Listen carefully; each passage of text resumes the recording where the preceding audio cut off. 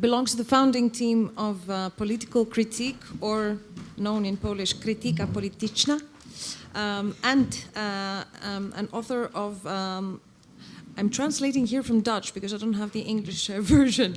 So you're part of DM, trying to author a proposition for culture and empowerment within DM, and you've been the writer of the book Build the City, Perspectives on Commons and Culture in 2015. So Igor, I'm very happy to welcome you here, and you have a response to Lorenzo's talk.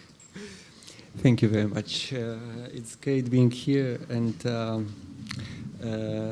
you know, I was thinking, we are speaking about culture and Europe and so on. I feel a little bit uncomfortable because I'm sitting with my back next Let to... me move, let me move. No, but I like looking at the back. But I can also move here, so and I was just thinking, I come from Poland. I arrived from Warsaw, and when I was listening to Lorenzo, and I completely agree with him, and I was very impressed by what he has been speaking about. I was thinking that after I start speaking, you will probably think there is a cultural difference between people from Italy and people from Poland, and. I don't know what to think about it, but yeah. Okay, I want to relate to two things which has already been said today.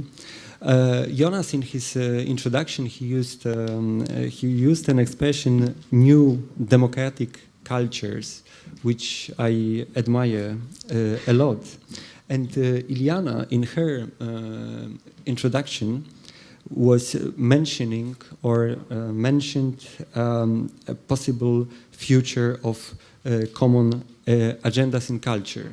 And about those two things, I would like to speak a little bit. So about new democratic cultures or new democratic culture, and about possible future common agendas in culture.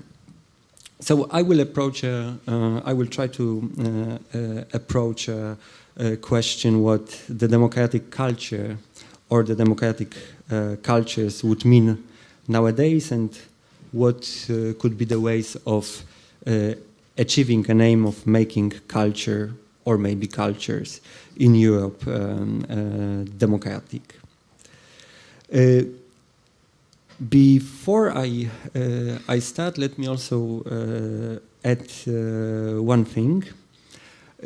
Since the very moment of the launch of DM25 in 2016, we have been implementing artistic instruments to empower participation in DM25 policy making and policy writing processes. Jonas was mentioning DM Voice. Exactly, DM Voice Collective, a group of artists and culture makers, took responsibility for filtering democratic desires of our movement of DM25 through artistic imagination. And I would like to announce, although very modestly, that we have decided for DM Voice to extend its activities, and in case members of DM25 accept such a step, to become a platform also for developing democratic culture policy within DM25 progressive agenda for Europe. So I hope that together with our members, with our experts, with our friends and colleagues from all over Europe who are doing culture, hopefully also with our friends and colleagues from back, we will compose a proposal, a serious proposal for a cultural policy on a European level before 2019. But since it will be a very long process and very participative process, what I will be speaking about, please treat it more as a personal contribution to a discussion on what democratic culture in Europe means. I think we would all agree that the most relevant and urgent task which stands in front of us is to reconstitute democracy in Europe. But how to do it? We are living a decade of unprecedented systemic crisis. Economic collapse revealed an essential political instability. Democratia realia, real democracy now, was people's response to the financial breakdown. New social movements and progressive forces came into being, and the economic status quo was declared war on. But the crisis has still not been conquered. Why? In 2011, Polish economist, and by the way, also ex-vice prime minister of Poland, Jerzy Hausner wrote, "There is no way out of the current systemic crisis without turning in the direction of culture. We have not recognized that economic and political crises comprise an even more essential breakdown, a cultural crisis." Cultural crisis, says American anthropologist David Bidney, is the negative counterpart of cultural integration. Doesn't it sound familiar? It involves the disintegration, destruction, or suspension of some basic elements of social cultural life, and it manifests itself as a state of an emergency. By the way, Bidney wrote his essay about the cultural crisis just after the Second World War.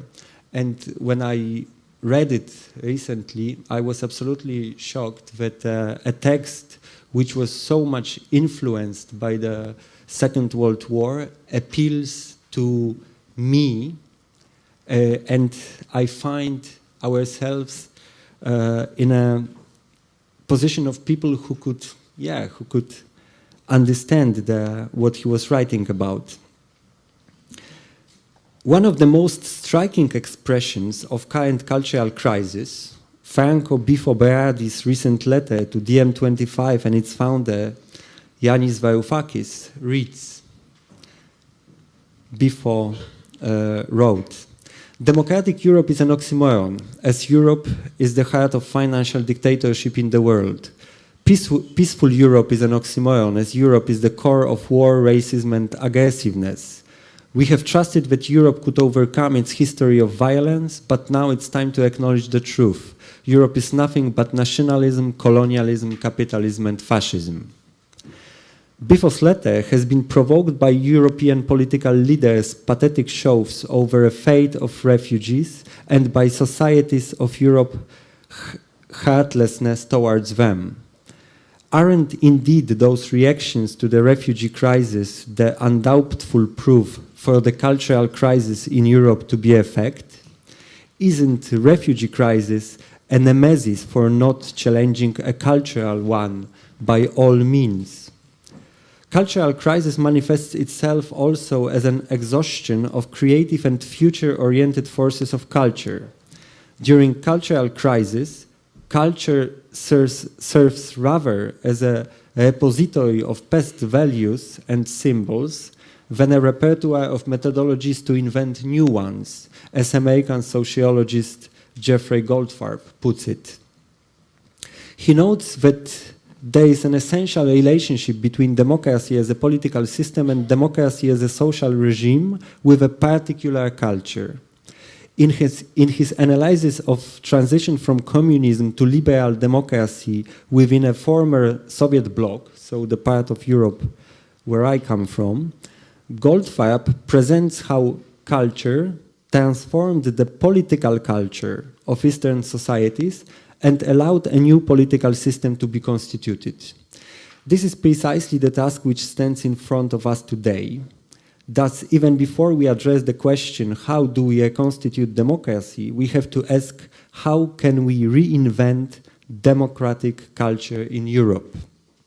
I'm truly convinced that we shall not do it without denying four assumptions upon which a current cultural regime in Europe has been built. and here I am, when I say Europe, I am referring to European institutions, and I think that it will be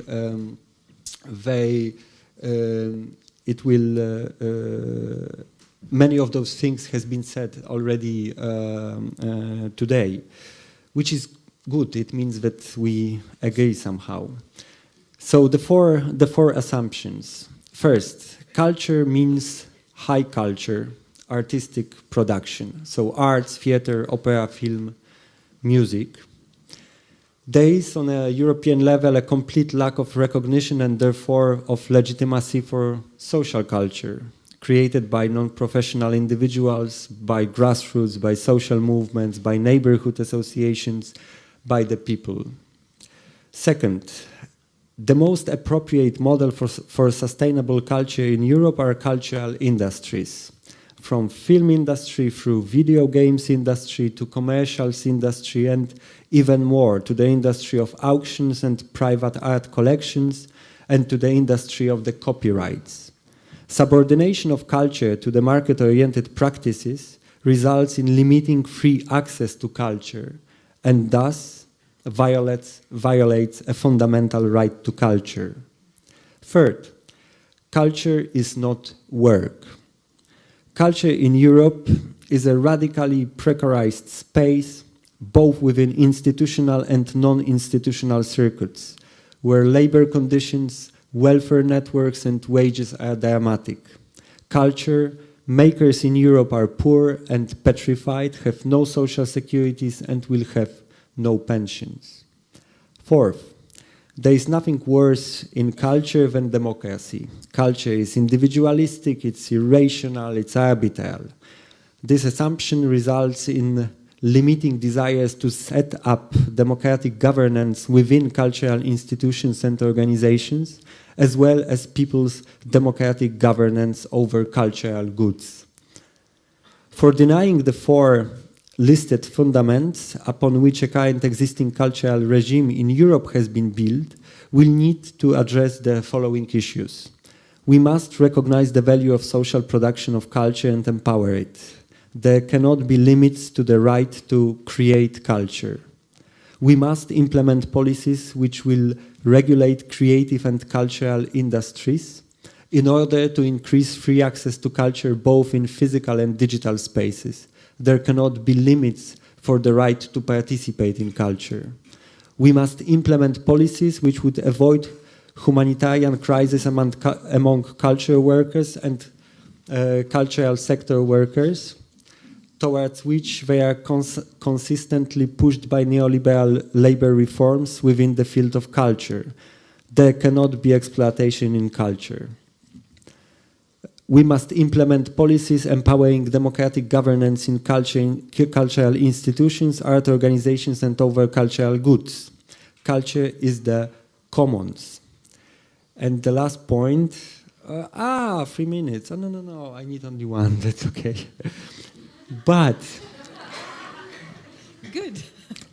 But after completing this, we reach probably the most difficult point yet. And this is something, maybe we might disagree a little bit with Iliana, let's see. We cannot avoid a discussion on whether there is or there is not a phenomenon called European culture, or maybe European identity, maybe it's the same. Question, can a critical vision to which Berardi appeals in his acknowledgement connected to Europe's imperialistic identity still inspire societies? Or is an influential concept stating that European culture is once and for all culture in the making still enough to satisfy our inspirations regarding the future? Either we challenge the issue of European culture as inspiration for new radically democratic inventions, or will indeed be left with nationalism, colonialism, capitalism and fascism as four horsemen of the apocalypse of Europe. Thank you.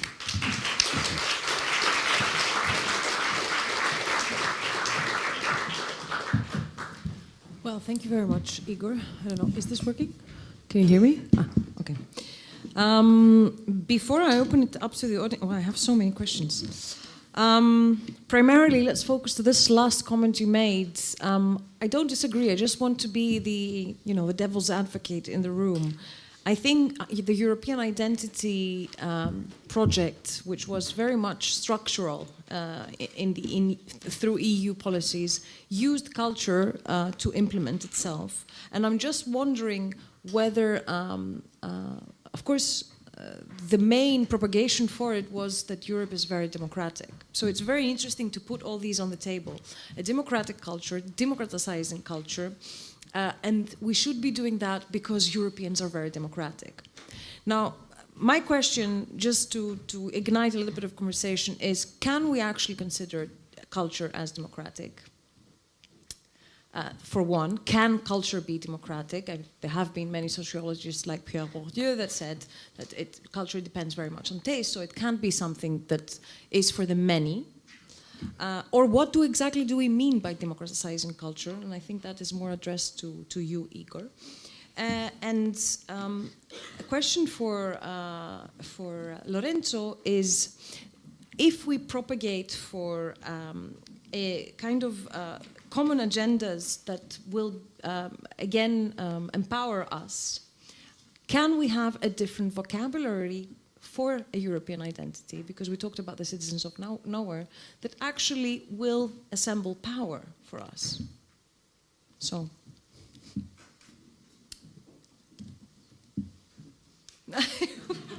One is passing it to the other. I hope my questions were not too complicated, but if I didn't make sense, please let me know. Okay, very, very briefly, so then I leave it to Igor, because I think it's more interesting. But let me just say that for me, European identity has to be the identity to end all identities. Oh, okay. So it makes sense to speak about European identity to the extent that it is a historical evolution on our traditionally bordered conception of identity, a community defined by ethnicity or belonging or history or language.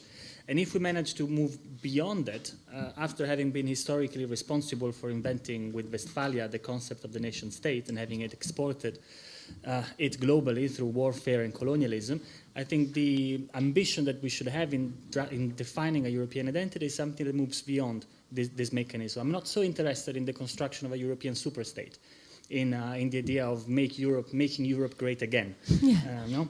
That in itself leaves me cold. Was it ever?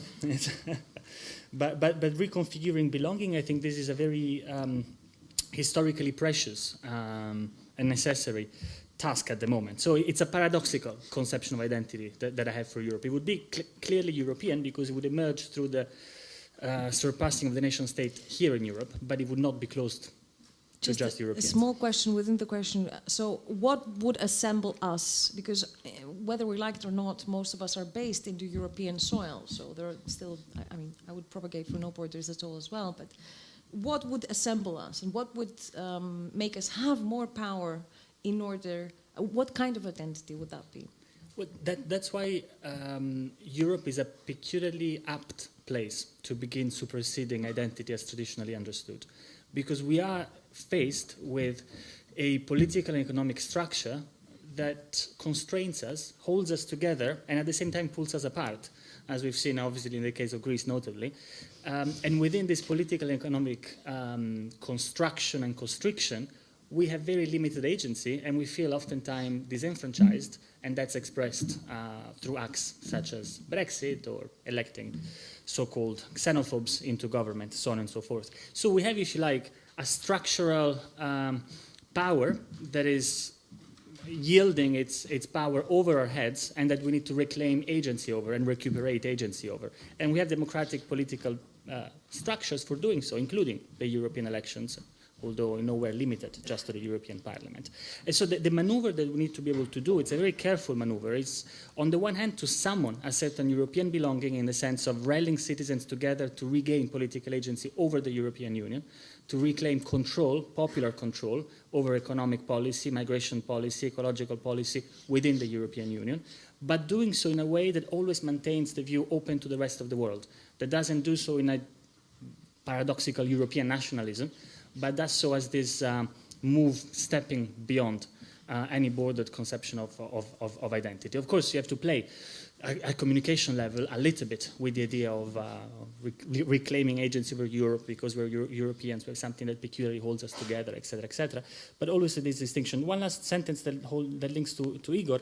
I just came from Kiev yesterday. That's why I'm a bit sick. It was very cold, and there were two things that really struck me. One is that the discussion on Europe, on transnational solidarity, is much more alive in Ukraine than it is at the moment in a majority of Western European countries. And so when we speak about Europe, we also need to remember that Europe is not the bordered European Union. There are countries such as Ukraine that lie outside of it, and the actions that we take within the European Union have a gigantic effect on what happens in countries such as Ukraine. The reckless toying with Lexit, the idea of some leftist parties that we should break up the European Union, is something scandalously unacceptable when seen from the eyes of someone living in Kiev or even living in Warsaw.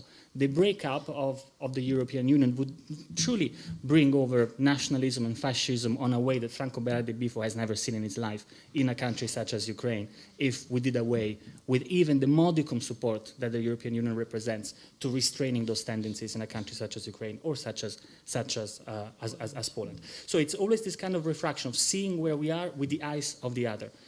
That other can be another European citizen, can be a European who is not a citizen of the European Union, as in the case of Ukraine, but should ideally go very much beyond that if we want to create something that's innovative and not just European Trumpism. Okay. I would like to first start with try to answer the question of what does it mean democratizing culture. First of all, my understanding, and I will refer probably a little bit to what Lorenzo said before, my understanding of what the progressive democratic forces should be doing now, or in principle, is they should politically organize the already existing struggles. And therefore, how I understand the desire to democratize culture, well, my understanding comes out from the existing struggles that I know, that I witnessed, that I have been a part of in the recent 10 years. And probably many of us in this room could list a few of such struggles. We could speak about the famous occupations of cultural spaces and claiming them as the commons in Croatia, in Italy, in Greece as well. In Central and Eastern Europe, for example, there is a very strong workers' movement in the cultural field, and that's why. And one of the claims, of course, labor conditions is one of the most relevant claims. But what this movement does is also they appeal for the subjectivity of the artists, the cultural workers, and the art workers to be taken into consideration in everything which relates to culture, both in the workplace, if they work somewhere, and in politics. So it's a very democratic. It's an appeal for democracy. So. I believe there is such a desire. I believe such a desire exists. I observe it. I am a part of it. And in terms of the first question, whether culture can be democratic, or whether it should be democratic, in fact, I think it is a very interesting discussion. And frankly speaking, I would be very curious about hearing some of the voices in the audience also on that. Maybe because you as a devil advocate, you say culture does not have to be democratic. Culture can be non-democratic. As football, As football, yes. I say, I mean, culture must be democratic. There is no democracy without democracy in culture. So we have two interesting positions, and maybe, maybe someone would like to. Before I ask the question to the audience, because I think it's a pivotal question in terms of thinking of how we can forward, because already from Jonas's initial introduction, we hear about culture having the responsibility to imagine a different European constellation. You say must, and I just want to clarify, why is that must for you? Must as in why? Why must it? Okay, maybe maybe it comes from what has been happening in Poland in the recent 2 years. Well, for many years before the far-right government came into power in November 2015, we were, many people in the cultural field, many cultural activists, social political activists in the field of culture, we were trying to introduce some of the struggles for the democratization of public institutions, for our voice being taken into consideration in the policies making processes, and so on, so on. And our liberal government was not really interested in having a dialogue with us. They thought that culture does not really have to be so democratic. And then when the far right came, and they are really implementing lack of democracy upon culture, suddenly I have a feeling like if we were able, before the far right came, if we were able to democratize our institutions, if we were able to empower people who are culture makers, non-institutional culture makers, to be powerful, to be present in the social and cultural life in the much more extent than they were and are now, probably the resistance against the far right would be much stronger. For example, public institutions in culture, they are at the moment, in Poland, they are taken by the far right because there were no democratic mechanisms within institutions themselves for example, the workers to resist against the new directors who are at the moment far right. So maybe when you asked me about it, I thought, yeah, maybe it's a Polish experience which pushes me towards such. Yeah, which is interesting because I think to link it also with Lorenzo, it's very, we are talking about this transnational view, and Lorenzo's proposition I think is extremely interesting, but on the other hand, I think locality is equally important because it provides the viewpoint from which you assess things. So I would like to open it up. We have the same in Italy, yeah? Just to say that, I mean, Igor was part of the occupation of Teatro Valle in Italy, which was a theater that, I know Teatro Valle. And there the idea is precisely to imagine a functioning of the cultural institution beyond the state as much as beyond the market through a commons management of, in this case, a cultural space such as the theater.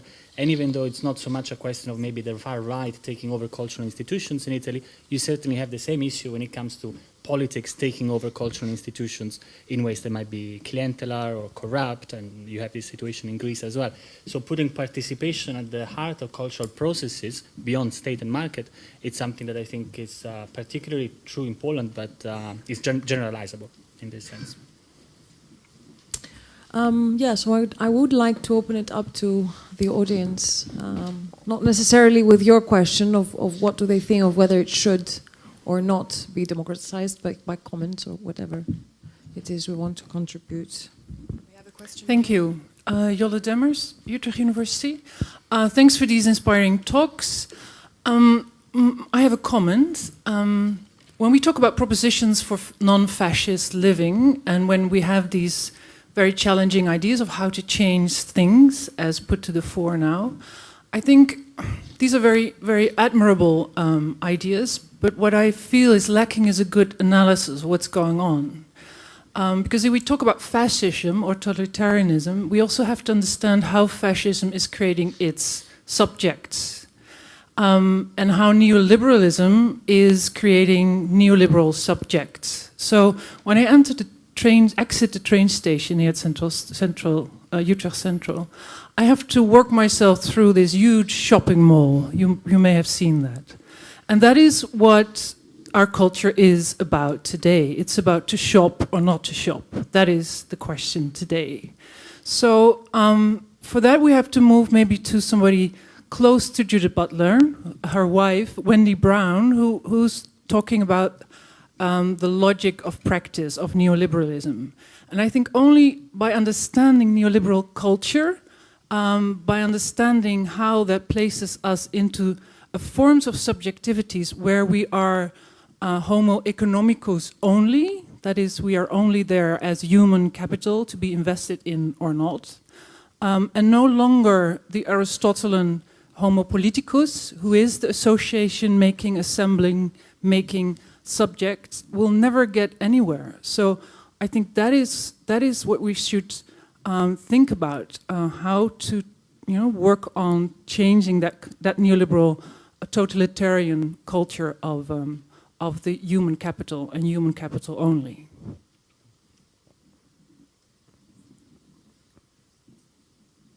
There was another question from this side, yes?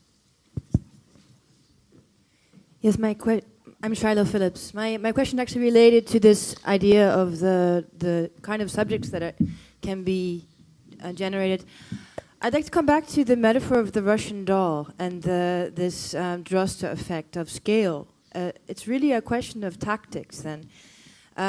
If you say creating this pan-European party as a sort of a new imaginary would be a strategical intervention and then open upwards from there, what about open downwards? What about open to the grassroots? What about thinking, you didn't exclude the idea of local assembly, but how would this fit in to upscale it, especially because one of the side effects of the disintegration of local politics is, the subaltern, a lack of the knowledge of how to assemble, and this sort of perhaps the pedagogy involved in learning how to do this on a grassroots level. So I was curious about this, say, more downward mobility of the upward imaginary. Shall I give that to you? Oh, okay. Yeah, and let me say I completely agree with all the first intervention. I think this is key when we talk about culture.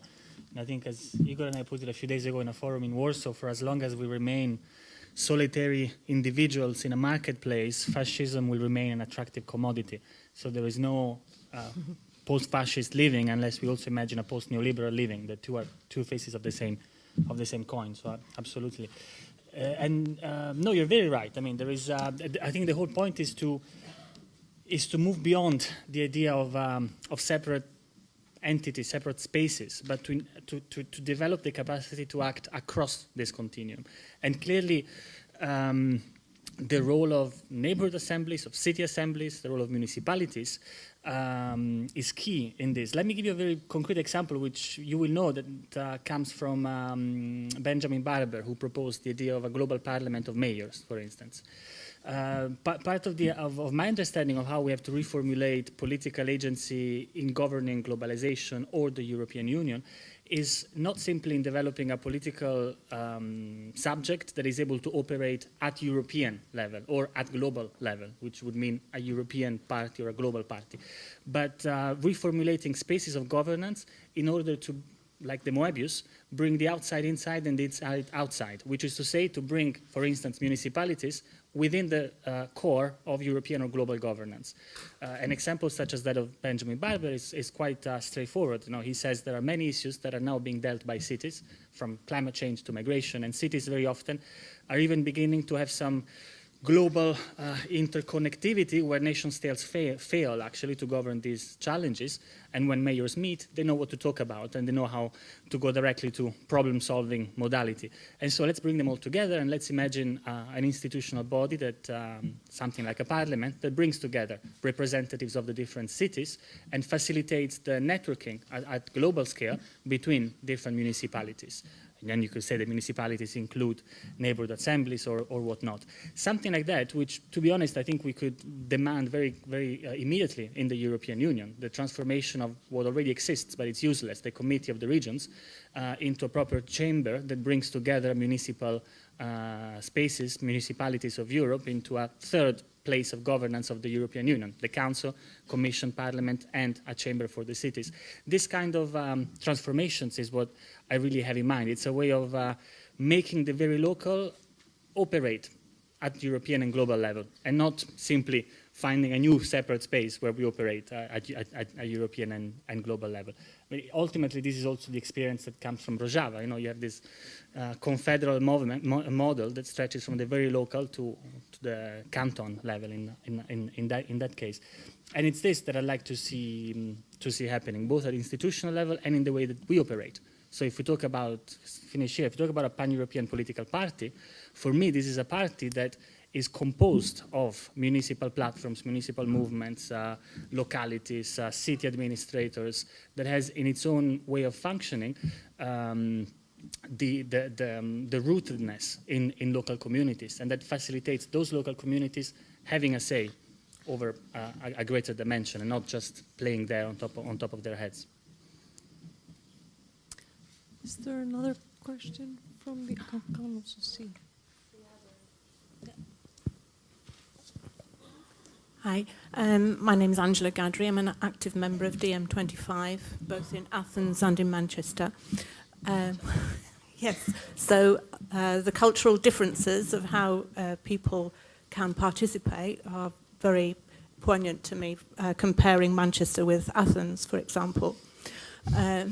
Yeah, so the city I live in at the moment, near Manchester, is like most northern English cities, completely devastated, post-industrial wasteland, closed factories everywhere, used as a dispersal city, as it's called, for asylum seekers, about 3,000 plus asylum seekers sent there, which has caused great ill feeling because no investment in resources, and it's a 70% Brexit voting area. So I think that gives the true picture. I have no doubt that people can be brought to assembly when I'm in Athens. I don't think the people there are in that alienated, in Marxist terms, state, as they are in the north of England. Because despite Greece's horrendous history and the way it's been treated, it has never been subjected to an industrial revolution where people were put into factories and have all their self-ownership and ownership of work taken away from them. So I ask, how do I make people in northern England come be politicus, homos politicus again? How do we overcome that alienation?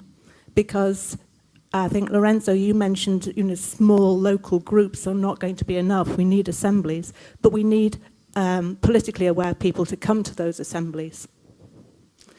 And at the moment, DM25 has just decided that we can have thematic groups, pan-European thematic groups, DSCs as we call them, democratic spontaneous collectives. And we are hoping, some of us in DM25, to start an ethical politics DSC. There are lots of other members doing lots of other very useful things to make our EU constitution, to deal with our European institutions, and to do with the money system. But I think we also need groups across Europe coming to local level to re-inspire, to think about ownership of self, ownership of work, that can create that more enlightened hominus politicus again.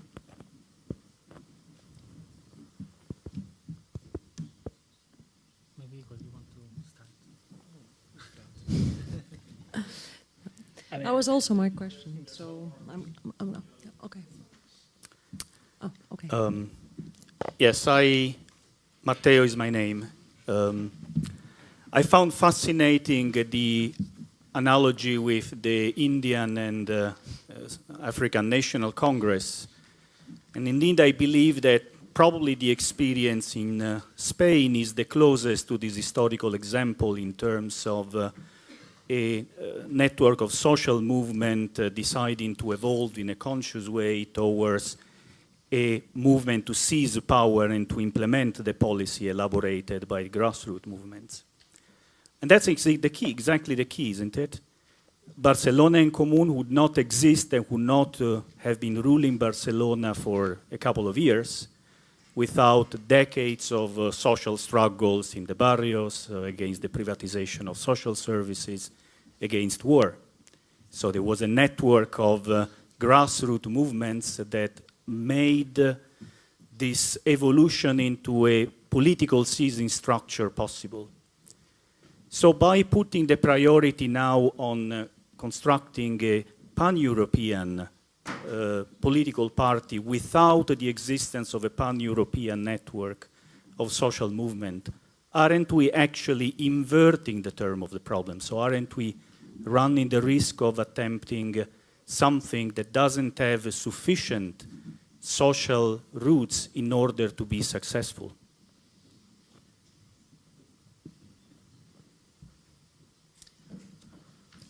Oh, and there's a third and last question. Will you remember them? Or shall we? No? No? Okay. Do you want me to answer these questions? I would like to, but I don't think I was going to Menno, Menno Groesveld from DM25 Netherlands, so yes, you can. Okay, well, I'm not going to answer these questions. I'll leave that to the panel. But I can say something about that because, of course, the gentleman behind me is totally right as far as I'm concerned that there cannot be something like a trans-European political party without a trans-European association of movements. And yes, it is very true that in some places it is very difficult to organize something like that, like in the north of England. And actually, I have to admit, my experience in the last half year is that even in Amsterdam it's not so easy anymore. Because we have been trying to build an association of activist groups in Amsterdam, but the movement has become very dispersed over the years. Since the 80s there have been, of course, lots and lots of splits, and there are smaller and smaller units who are really doing good work, but they are all independent and doing it on their own without a kind of coordination or collective ID. So it's very difficult to build that kind of a common feeling or a common ground, and I really think that is a really important ingredient to make this trans-European political party a success, even if you don't take into account that when you become a party, you run the risk, of course, to stumble upon all the problems that ordinary parties are experiencing. But that's another discussion, I suppose. So let's leave it at that. But so yes, the groundwork of building a social movement in towns and in regions and in smaller entities is very important as a necessity for a bigger structure. So in the Netherlands we have DM25NL. I invite all of you to become members of DM25NL. It's very easy to do that. You just have to go to the website dm25.nl. And you can come to us and come to our meetings. At the moment there are 5 DSC's in the Netherlands, 1 in Amsterdam, 1 in Rotterdam, 1 in The Hague, 1 in Utrecht and 1 in Maastricht. I've heard that new ones are being built right at this moment, 1 in Amersfoort and I think 1 in Nijmegen. So we are growing, maybe there are even more. We also have a professional national collective for council in Arnhem also. Okay, Arnhem. Okay, good.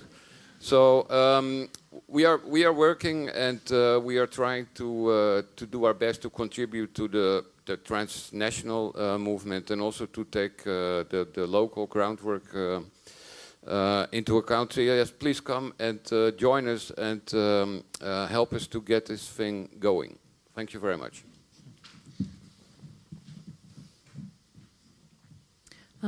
Just to go back to the questions of the audience briefly, and then we can...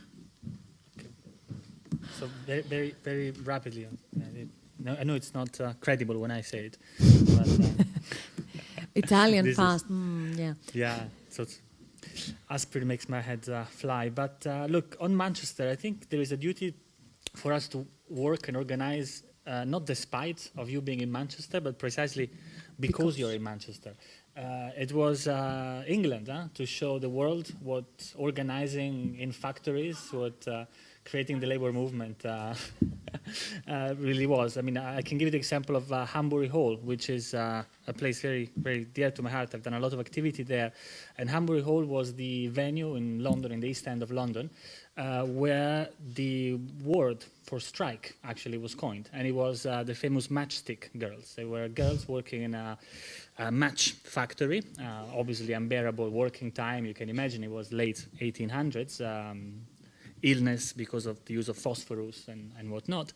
And they gathered together, they decided not to work in order to demand better rights for the working conditions. And given that they were working in a matchstick factory, they decided to strike the match.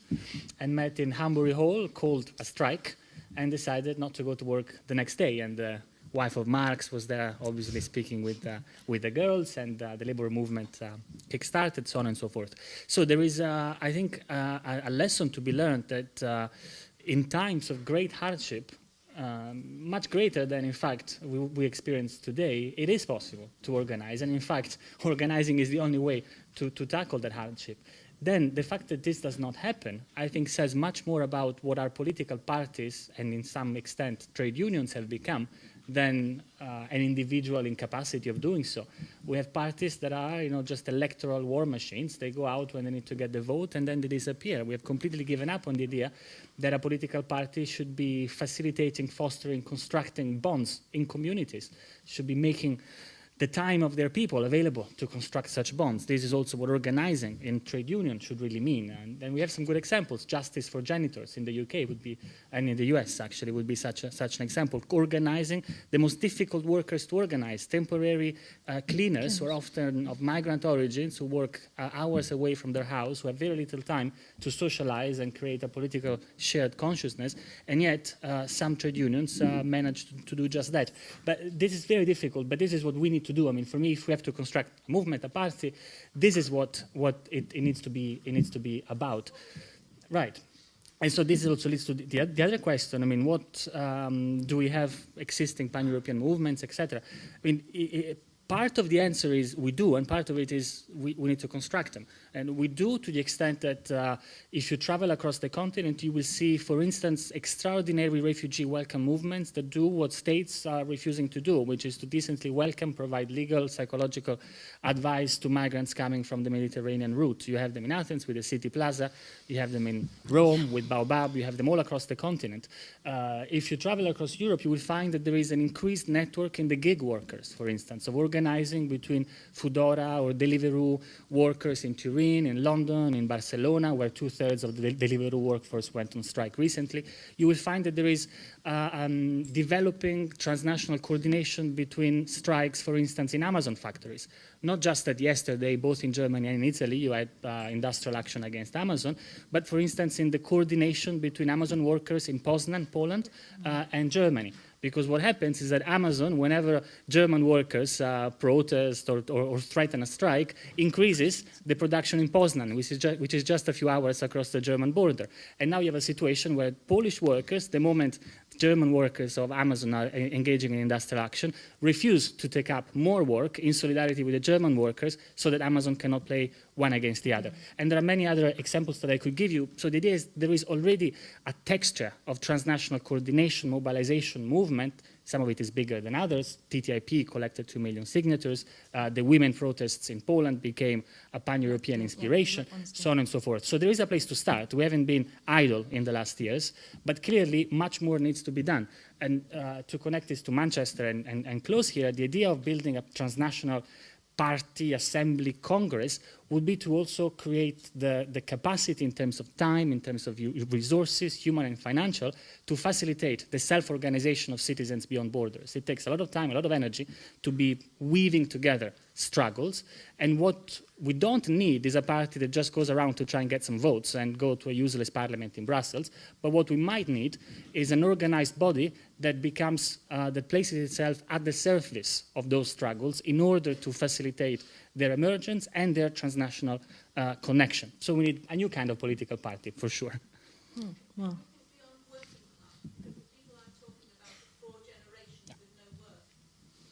Yeah.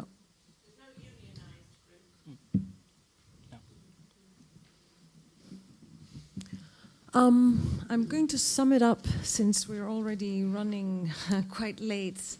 I think it was quite inspiring from both of you to hear from Europa as an utopia to a European identity of multiplicity. As you said, Lorenzo, from a citizen of nowhere to a need for transnational awareness and a need to seize power. And I particularly was very, very moved with, because I think it's absolutely necessary to look outside.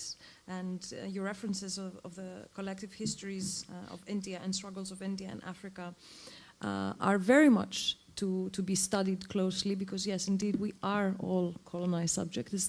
I mean, I don't believe in the decolonization. I think it's quite silly, or post-colonization. I think just capitalism is making colonization less deadly and more slow. It's a slower death for all of us. So from a globalization governance that you referenced to transnational parties and a pan-European insurgency, you called it, I quite like that, and to reconfigure the belonging and to see where we are with the eyes of the other. That was quite... And to go to Igor, culture as an agent of resistance, we would really like to think of it as such, from up to downwards, from a systemic crisis to a cultural crisis that we really need to deal with. And it was quite important also that you made this point of the refugee crisis being a kind of a flashlight to take the direction sometimes to a deeper thing that is more intersectional and involves and is I think is kind of portrayed through culture, sadly, through a cultural crisis. From culture serving as a depository of values and versus ethical politics, I think that's another interesting question. And your call to break the high in culture and to break the cultural industry, which we have suffered all so much because all the funding is going to cultural industries and cultural entrepreneurship. I will just end it with culture. I think if we can think of culture as the safeguard of a participatory democracy, and I would say, because you used the example of the Matchstick Girls, and as a feminist and deeply intersectional one. So I'm going to close it here.